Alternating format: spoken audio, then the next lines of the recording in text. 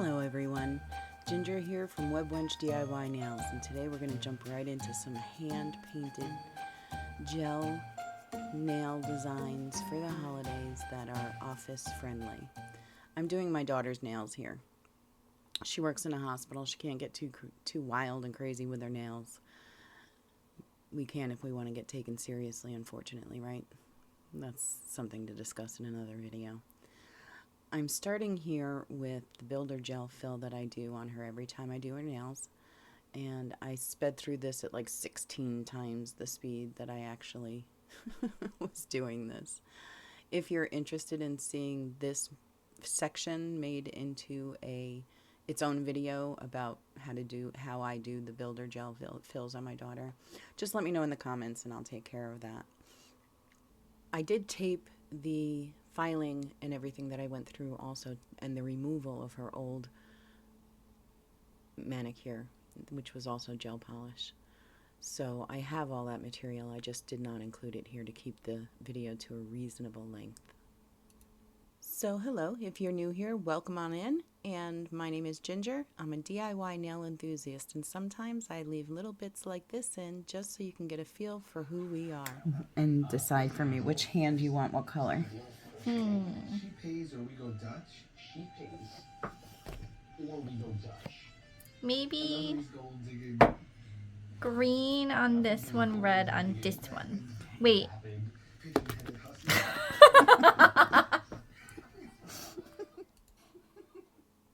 We always have a lot of fun when we do this. I know I look forward to our manicure days. So there was a lot of indecision as to what design we were going to use for both hands.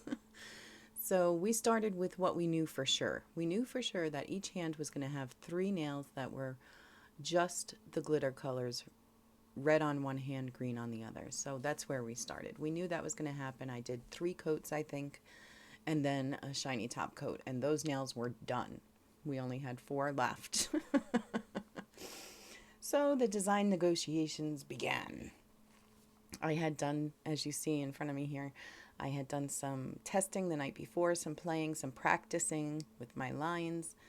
I had my own sweater nails I could show her, so this was a little bit of, okay, well, the next thing we know for sure is that each hand is going to have 1 white background nail and 1 matte solid color no glitter background nail, opposite color as the other 3 on that hand.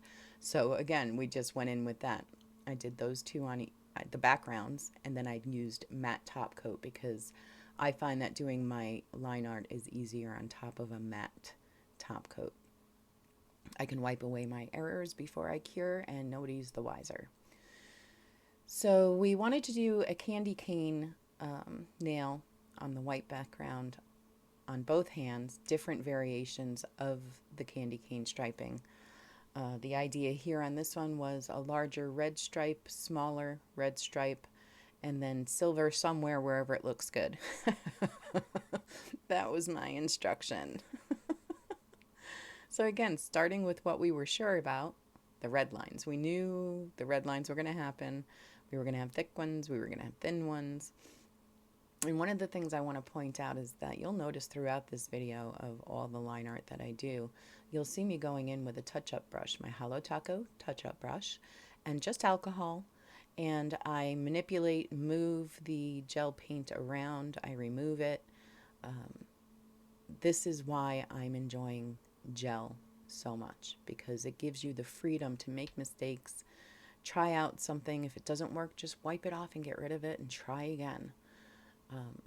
I do tend to cure in between certain lines. Like if I take forever to get one line right and I finally have it exactly the way I want it, I will usually flash cure it 15-30 seconds just so that it stays put and I can't nudge it, or the next element that I'm putting on top of it, if I don't like it, this way I can wipe that away without hurting or losing my lines.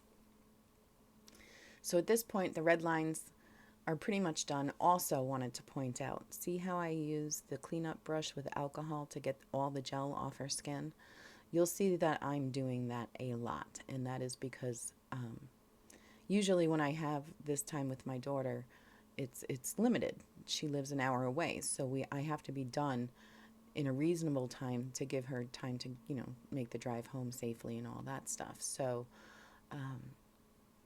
I've learned, that's why I'm practicing also on my off time, because I want to speed this process up for her. Since I am new to most of this, it's taking me a while.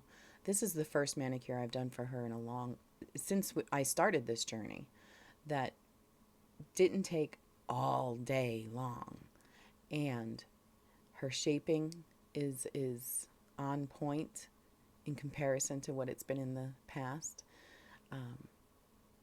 I love her so much for trusting me to practice on her. And we can see so much progress in just the short amount of time that we've been doing this. So I was very happy about that.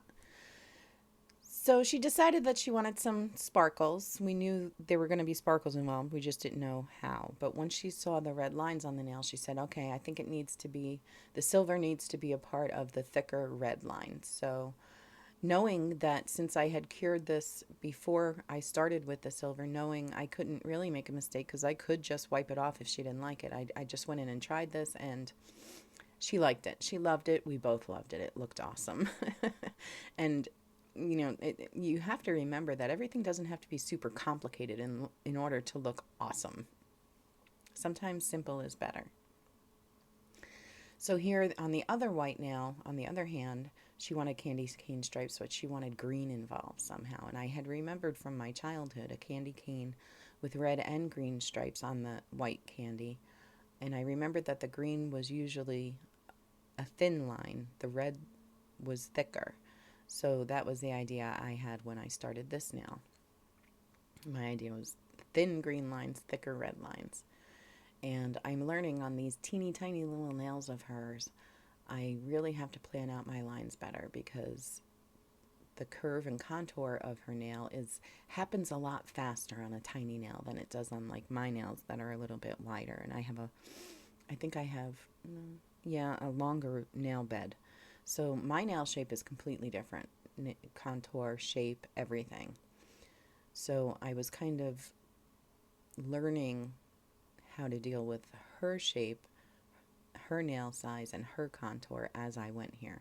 So you'll notice that as I do the later lines in this design, they don't follow the same pattern, and I go back and I make some corrections on both of the lined nails, but I tried not to drive myself crazy with it, because nothing in nature is absolutely perfect. And to be quite honest with you, I've come out of certain salons with lines not as straight as the ones as I do here. So I don't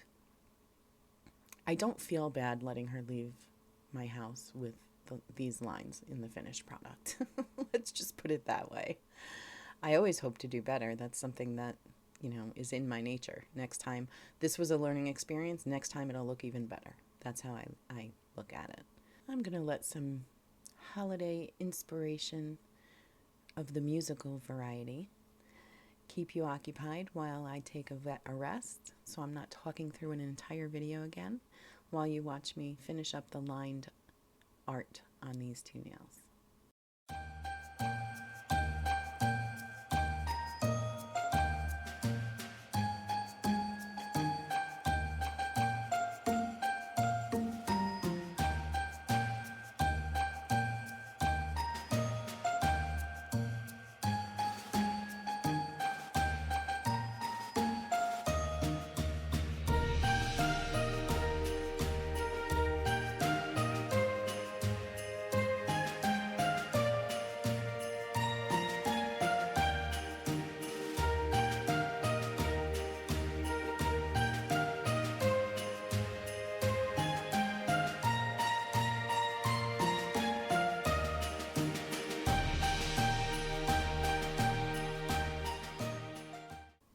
One of the reasons you'll see me go in with the cleanup brush and try to get the gel off her skin immediately is because the chemicals in your gel polishes, gel liners, all gel products, the more you expose your skin to those products, the higher likelihood you have of developing a gel allergy.